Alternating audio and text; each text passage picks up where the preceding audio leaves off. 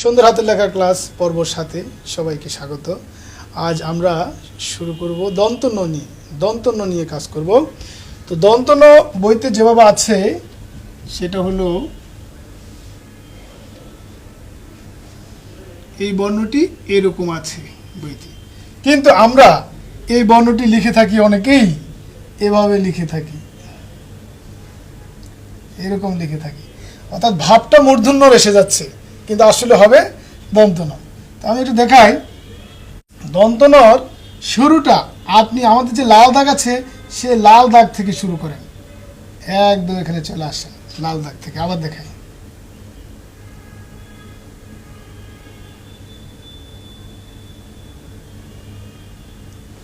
এ হচ্ছে দন্তন্যর অবস্থা। এখন আপনি মাত্রা দিলেই দন্তন্য হলো, কিন্তু মাত্রা যদি বড় ছোট দেন তাহলে কিন্তু বর্ণটি ভালো লাগবে না। কিরকম? আপনি বড় মাত্রা দিয়ে দিলেন, ভালো লাগবে না। সো আমরা আপনাকে বলছি যে বর্ণ যতটুকু আমরা ততটুকুই মাত্রাটা ব্যবহার করব, তাহলে আমাদের দন্তন্যটা সুন্দর হবে। আরেকবার দেখাই,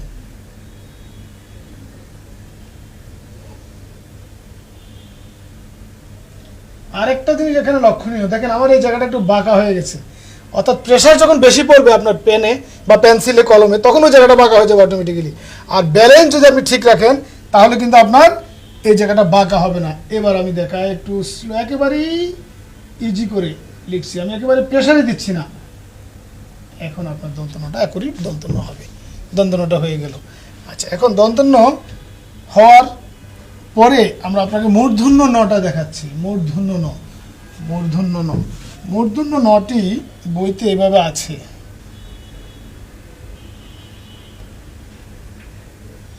এটি একটি অর্ধমাত্রা বর্ণ মূর্ধন্য ন। মূর্ধন্য ন দেওয়ার আগে আপনি একটু ভাবেন তো, আপনি কিন্তু 3 করেছেন আমাদের সাথে, আপনাকে আমরা 3 করেছি। 3কে যদি আপনি উল্টিয়ে দেন তাহলে কি দাঁড়ায় দেখেন তো, এরকম দাঁড়ায়। আমরা আপনাকে উল্টা 3 দিতে বলছি। উল্টা 3 কোন পয়েন্ট থেকে শুরু করবেন? ঠিক রেড, এই রেড চিহ্ন আছে, রেড চিহ্ন থেকে আপনি উল্টা 3 দিলেন। এই দাগটা টাচ করেছি কিন্তু আমি, আপনি যদি টাচ না করেন তাহলে কিন্তু বিকৃত হবে বর্ণ। আবার দেখাই, এখন আপনি উপর থেকে টান দেবেন, সবুজ দাগের উপর থেকে টানলাম এবং অর্ধমাত্রা ব্যবহার করব। অর্ধমাত্রা ব্যবহার করলাম আবার, তাহলে উল্টা 3টা আপনি যত চমৎকার করে দেবেন মূর্ধন্য নটা ততই ভালো হবে। মূর্ধন্য নর ব্যবহারটা আমি আবার দেখাই। মূর্ধন্য ন, বর্ণটির নাম কিন্তু মূর্ধন্য নয়, বর্ণের উচ্চারণ হচ্ছে মূর্ধন্য ন। মূর্ধন্য ন, এটি হচ্ছে মূর্ধন্য ন। আরেকবার দেই,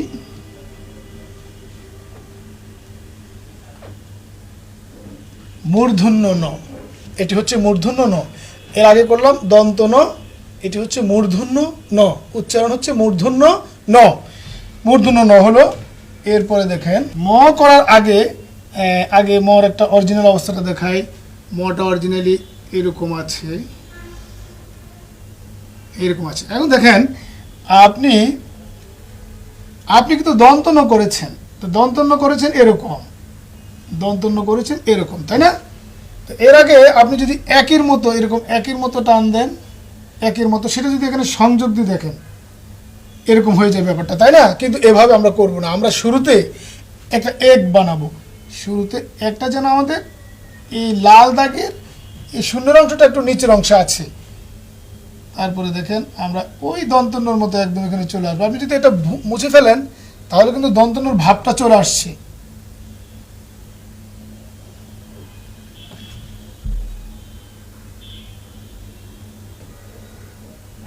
এখন হচ্ছে মাত্রা, তাহলে এটা হলো ম। এখন মটা আমি আবার দেখাই, খুব ইজি করে আপনাকে মটা দেখাচ্ছি, খুবই সুন্দর ম।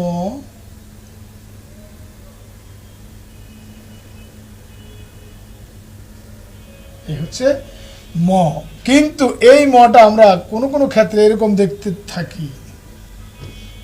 প্রশ্ন হচ্ছে এটা কোত্থেকে আসে? এই শেপটা বাচ্চারা করতে পারে না বলেই, এই শেপটা পারে না বলেই সহজে এটাকে এভাবে কেউ কেউ শিখিয়েছে, সেটা তো আমরা ভুল বলবো না, কিন্তু আপনি লক্ষ্য করেন দুটো বর্ণের মধ্যে কোনটা সুন্দর, অবশ্যই আপনি এটা সুন্দর বলবেন এবং অরিজিনাল বর্ণের সাথে তার একটা মিল আছে। সে কারণে আমরা এই মটি এভাবে লিখব, এ হচ্ছে আমাদের ম।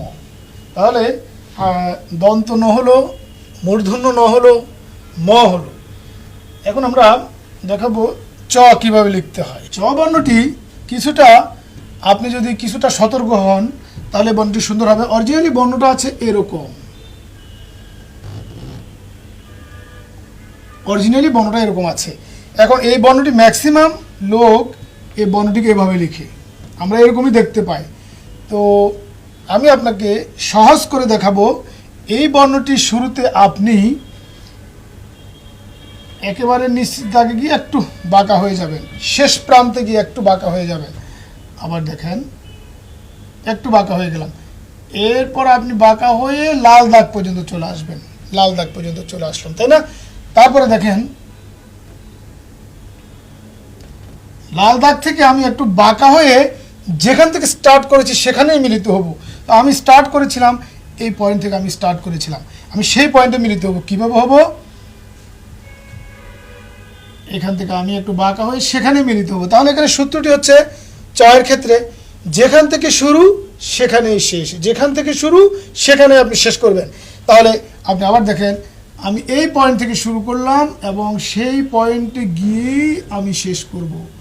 আমি এই পয়েন্ট থেকে শুরু করলাম, সেই পয়েন্টে গিয়ে আমি শেষ করলাম। এখন আপনি মাত্রা ব্যবহার করবেন। চমৎকার।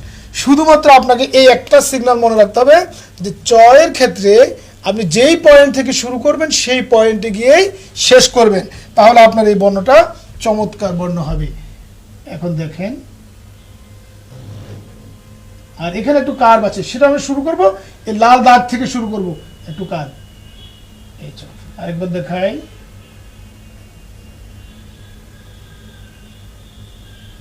এই হচ্ছে চ। যখন আপনি চ পারলেন, ছ পারবেন, স্বাভাবিকভাবে ছ পারবেন, সেক্ষেত্রে আমরা কি করি দেখেন। তাহলে স্বাভাবিকভাবে বইতে বর্ণটি যেভাবে আছে সেটা হলো এরকম আছে,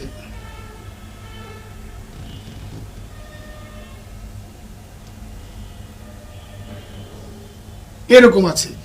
এখন চ করার সময় আমরা যা করেছি সেটা আমরা এখানে দেখাবো।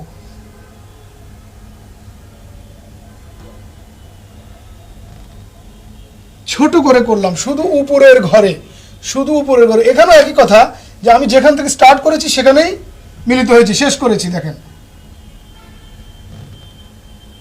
সেখানে শেষ করেছি। তারপরে আপনি এই পর্যন্ত আসবেন, এর বেশি আপনি ক্রস করবেন না, এই পর্যন্ত আপনি আসলেন।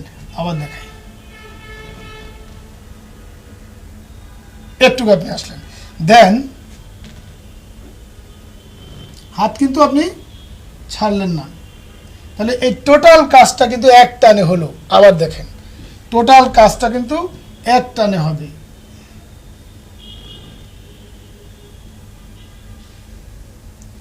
একটু আমাদের হয়ে গেল। এখন মাত্রা দিলেই বর্ণটি কমপ্লিট হয়ে যাবে। এখন মাত্রা দেওয়ার আগে এটাকে আপনি কি বলবেন? এগুলো হচ্ছে এক একটি সাংকেতিক চিহ্ন। এই সাংকেতিক চিহ্নটার উপর এখন যখন মাত্রা বসে তখন এটি বর্ণ হয়ে যায়। আবার দেখাই,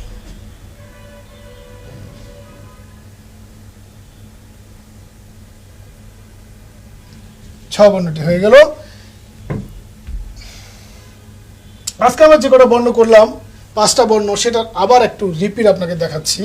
দন্তন্য দিয়ে শুরু করেছি,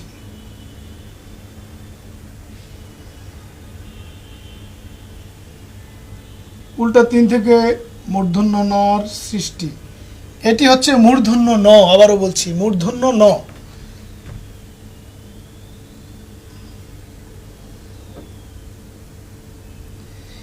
এখানে শূন্যের মধ্যে একটি গ্যাপ তৈরি হয়েছে।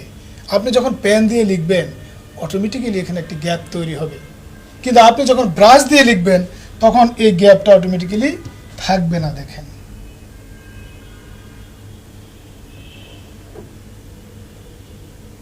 তাহলে পেন, পেন্সিল এসব আমরা যখন ব্যবহার করব সঙ্গত কারণে সেখানে এরকম গ্যাপ তৈরি হবে, এটাই স্বাভাবিক।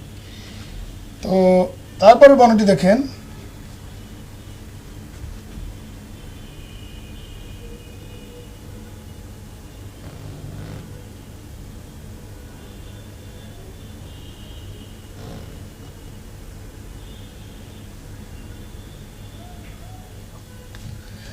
এ হচ্ছে চ ছ। তাহলে 5টি বর্ণ আজকে হলো। এই 5টি বর্ণ আপনি যত অনুশীলন করবেন তত আপনি আপনার হাতের লেখাটা পরিচ্ছন্ন হবে, সুন্দর হবে। সবাইকে ধন্যবাদ।